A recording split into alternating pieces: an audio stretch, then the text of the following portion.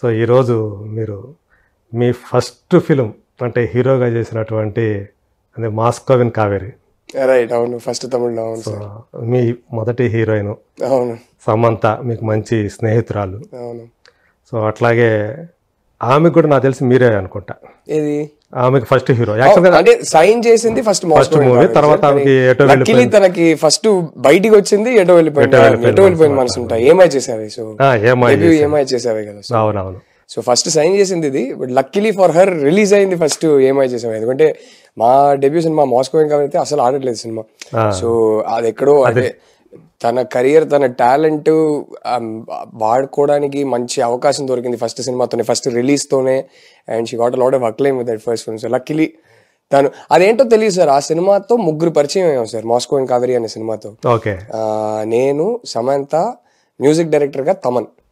తమన్ కూడా first film. Thaman కూడా first sign చేసిన. ఈవెన్ రవివర్మన్ కూడా డైరెక్టర్ గా ఫస్ట్ ఫిల్మ్. సినిమాటోగ్రాఫర్ నుంచి తను ఆ సినిమాతో డైరెక్టర్ గా మారాడు. ఐ థింక్ అప్పట్లో దశావతారం సినిమాటోగ్రాఫర్ గా ఫినిష్ చేసి ఈ సినిమా స్టార్ట్ చేశారు అనుకుంటా. అవును, ఆ టైం. అదే టైం. ఓకే. బట్ మెయిన్ ఆ సినిమాలో ముగ్గురు ఇంట్రడ్యూస్ అయ్యాము. ముగ్గురు వాళ్ళిద్దరికైతే ఆ సినిమా రిలీజ్ ముందే తెలుగులో ఫస్ట్ డెబ్యూ సినిమా వచ్చేసింది. ఎందుకంటే ఆ సినిమా ఆల్మోస్ట్ మేము సైన్ చేసి సినిమా స్టార్ట్ చేసిన టైం నుంచి 3 years పట్టింది sir.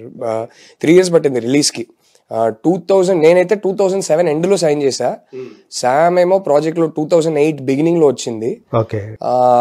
Thaman was also there from the beginning. Cinema release ఏమో August 2010 లో రిలీజ్ అయింది. అవును. So almost it took 3 years.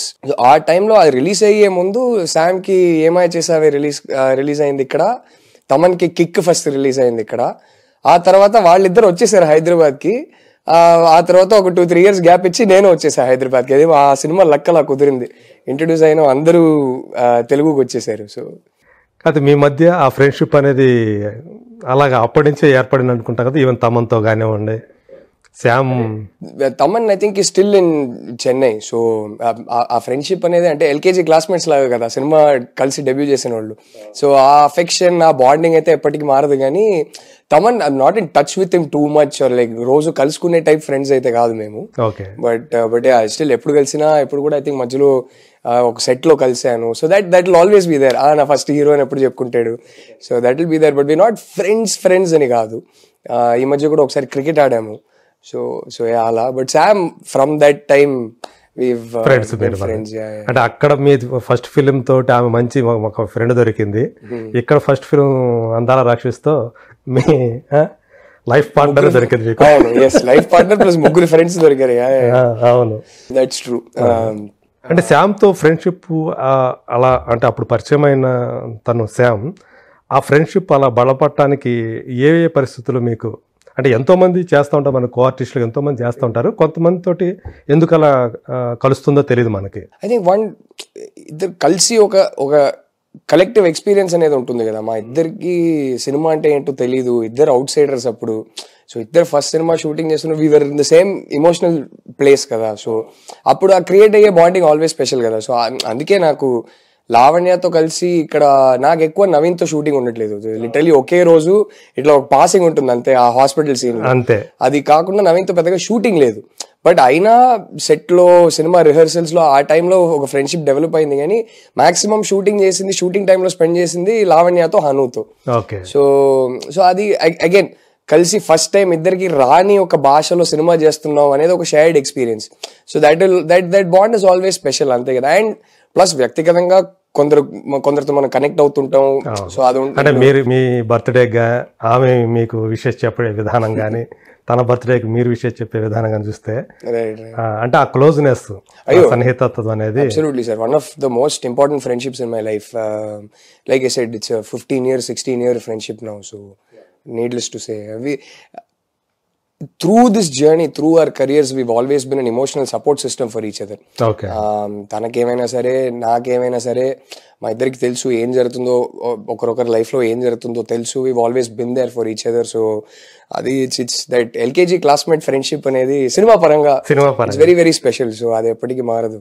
అదే అంటే తను సమంతకు సంబంధించి ఒక సర్కిల్ ఉంది ఒకటి. తను ఏదైతే లైఫ్లో, రియల్ లైఫ్లో ఫేస్ చేసిందో ప్రాబ్లమ్స్, దానికి తోడు ఇదేదైతే ఈ మెడికల్ ఇష్యూ తనకి ఏదైతే ఉందో, ఆటో ఇమ్యూన్ సిండ్రోమ్. సో ఆ టైంలో ఆమెకి బాగా మోరల్ సపోర్ట్ ఇచ్చిన వ్యక్తుల్లో రాహుల్ రవీంద్రన్, చిన్మయి కూడా ఉన్నారు అని నేను వింటూ ఉంటాను. Okay, right right right. So ఆమె దాని నుంచి బయటపడటానికి, ఆమె దాన్ని ఎదుర్కోవడానికి సో మీరు ఎంత అంటే మీ సపోర్ట్ కానీ తను పూర్తిగా ఇప్పుడు బయటపడిందని అనుకోవచ్చు తను? There are good days and there are bad days sir. పూర్తిగా అనేది అంటే ఆటో ఇమ్యూన్ ఒక్కసారి వచ్చిందంటే దానికి క్యూర్ అయితే లేదు, కానీ ఫస్ట్ కంట్రోల్లోకి తీసుకురావడం, ఆ తర్వాత కంట్రోల్లో ఉంచడం అనేదే ఉంటుంది.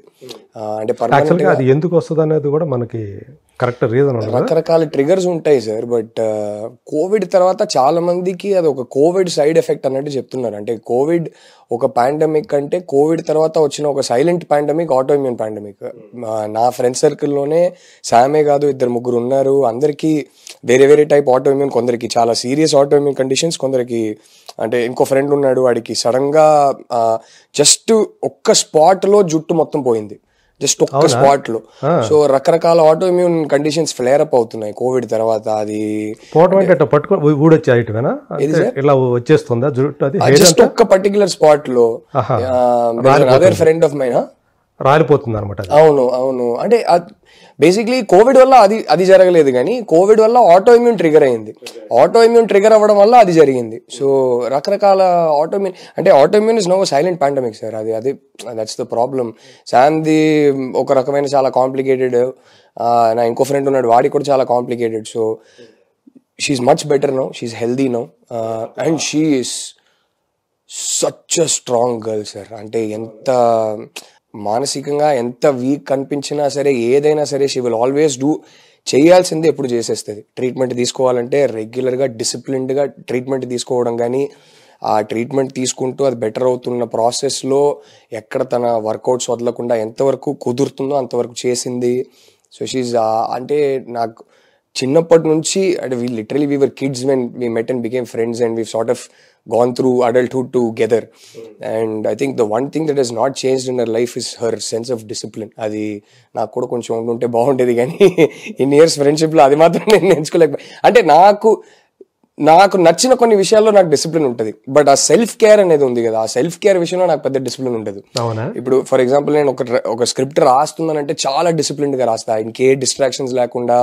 ఒక్కసారి కూర్చున్నానంటే అది ఫినిష్ అయ్యేదాకా అసలు అటు ఇటు కదలను. అలాంటి విషయాల్లో నాకు నచ్చిన విషయాల్లో నాకు డిసిప్లిన్ ఉంటుంది. బట్ ఈ వర్కౌట్ అనేది అంటే కొందరు నచ్చి చేస్తారు, కానీ నాకు అలాంటి విషయాల్లో అబ్బా ఆ అమ్మాయికి ఉన్న డిసిప్లిన్ అసలు వేరే లెవెల్ అది. అయ్యో. సో అయ్యా లక్కీలీ షీఈ్ ఎ ఫైటర్. ఏది ఉన్నా ఎట్లా ఉన్నా కానీ ఆ మెడికల్ ఇష్యూ ఉన్నప్పుడు కూడా తను చేస్తూ వచ్చేదే వర్కౌట్స్ సార్. అస్సలు వర్కౌట్ కానీ అంటే ఎవరు ఏం చెప్పినా she's trying alternate therapies and treatments and things like that. So ఎవరు ఏం చెప్పినా సిన్సియర్గా కరెక్ట్ టైంకి ఏది తీసుకోవాలో, ఏం ఎక్సర్సైజెస్ చేయాలో, ఏం చేయాలో అంతా చేస్తుంది. So I think one thing all of us friends we always knew was that she will somehow get over it, she will somehow beat it అనేది ఒకటి ఉండింది. అది ఎంత వీక్ ఫీల్ అయినా, ఎప్పుడైనా మరీ వీక్ ఫీల్ అయిందంటే మేమందరం ఉన్నాంగా. సో బ్యాడ్ థింగ్ ఏంటంటే తను అలా సఫర్ అవుతున్నప్పుడు దాంతో ఒక పక్క పర్సనల్ లైఫ్లో ప్రాబ్లమ్స్, ఇంకో పక్క ఈ మెడికల్, ఇది ఎప్పుడైతే తను ఈ సమస్యతోటి తను బాధపడుతున్నానని చెప్పిందో నిజానికి ఆమె మీద ఒక రకమైన సింపతి కలగాలి. యాక్చువల్గా అందరూ సపోర్ట్ చేయాలి, మోరల్గా సపోర్ట్ చేయాలి. కానీ సోషల్ మీడియాలో పని కట్టుకొని కొంతమంది ఆమె మీద అంతా ఇంకా కొంగదీసేటట్టు, ఆమెను ఇంకా చేయాలి, బాధ పెట్టాలన్నట్టుగా ఆ ట్రోల్స్ అనేవి రావటం, దాన్ని ఆమె ఎలా తట్టుకుంది నాకు అర్థం కాదు సార్. అది అంటే కైండ్నెస్ అనేది ఇట్స్ అ బేసిక్. మనం కైండ్గా లేకపోయినా పర్లేదు, అన్కైండ్గా ఉంటే చాలు కదా. అదే అంటే అది అంతే. కొందరు సోషల్ మీడియాలో ఓకే యాక్సెస్ ఉంది కదా, ఎవరినైనా ట్యాగ్ చేసి ఏదైనా చెప్పొచ్చు కదా అని చెప్పేస్తారు. అది మరి అదేదో సింపతి పొందడం కోసమే ఇది అన్ని పెడుతుంది, ఇవన్నీ చెప్తుంది అని చెప్పేసి ట్రోల్ చేయటం. 7, 8, 9 monthsకి అసలు ఏది పోస్ట్ చేయలేదు, అసలు బయటికి రావట్లేదు తను.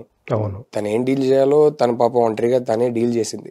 కానీ ఫైనలీ ఒక శాకుంతలం రిలీజ్కి వచ్చినప్పుడు, లేకపోతే యశోద రిలీజ్కి వచ్చినప్పుడు అప్పుడు బయటికి రావాల్సిందే, తప్పదు. అండ్ ఎక్కడో తనని నమ్మి ప్రొడ్యూసర్స్ డబ్బులు పెట్టారు, దీన్ని నేను ప్రమోట్ చేయాలి అని చెప్పి బయటికి వచ్చింది. బయటికి వచ్చి ఫైనలీ ఇప్పుడు ఒకరి ఇంటర్వ్యూలో ఏదైనా ఒకటి అడిగితే అది మరి ఇంకేం జవాబు ఇవ్వాలి, అవును ఉన్నది ఉన్నట్టే కదా చెప్పాలి. సో అది ఏమో దాన్ని మళ్ళీ ట్రోల్ చేయడం అది నాకు అర్థం కాదు. It's something very sad. It's obviously she's one of the biggest heroines and she's one of our biggest stars కాబట్టి ఎక్కువ ట్రోలింగ్ చేస్తారు. బట్ అది ఐ థింక్ ఎవ్రీబడి వాళ్ళ వాళ్ళ లెవెల్లో అందరికీ trolling is okay sir. Like sometimes when I get trolled I have fun. I mean it's you laugh at it. But ఒక line దాటితే అది ట్రోలింగ్ అని కూడా కాదు, అది just becomes personal attacks after point, it becomes character assassination after point. And that is sad. I don't know what to say. It is difficult for anybody. It is very very difficult for anybody.